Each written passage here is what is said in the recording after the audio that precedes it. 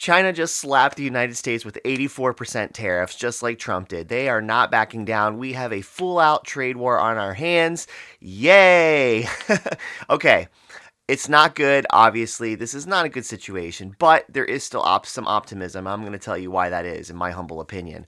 The United States and China are basically equal players. We are the largest consumer in the world of goods. We also are the biggest buyer of China. China needs us. We need China. This is an equal partnership here. And it's a good thing because I am a firm believer in the liberalist mentality that the more bigger, powerful countries do business with each other, the less likely they're willing to go to war with each other. So here we have a trade war. Nobody's dying. It's all good.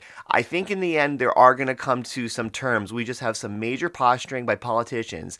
But here's the thing, we're inflicting pain on both sides, and it's kind of self-inflicting pain because when we raise tariffs, right, on goods that we need to buy, obviously we see what the stock market's doing. We see a lot of companies are upset because they build things overseas. But at the same point, if China raises tariffs on their goods too, they're inflicting pain on their people, and they're also dumping American bonds, which also hurts their currency. So basically, the Chinese central bank and the Federal Reserve, which is our central bank, are basically sweating bullets right now, in my humble opinion.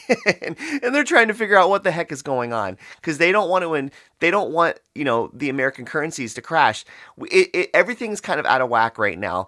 Things I think eventually will settle, but yeah, I don't want to be in President Trump's administration right now because the hair's on fire probably right now trying to figure out what's going on. Same thing for the Chinese administration. They're probably trying to figure out what the heck are they doing. So it's a lot of posturing. Personally though, for me, just like knowing history, there's always back channel talks.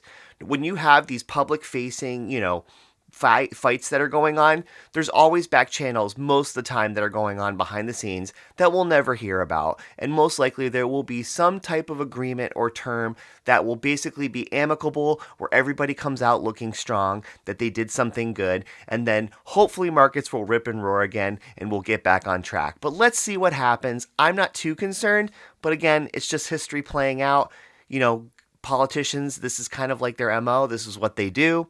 And yeah, we're stuck in the middle of it as tadpoles swimming in the ocean trying to figure out what to do. But I will say this, it is important to see that, when these prices are skyrocketing down, for crypto especially, look on the blockchain. Let's see what whales are doing. As little tadpoles, let's see what the big whales are doing during this time frame. I think I have an idea.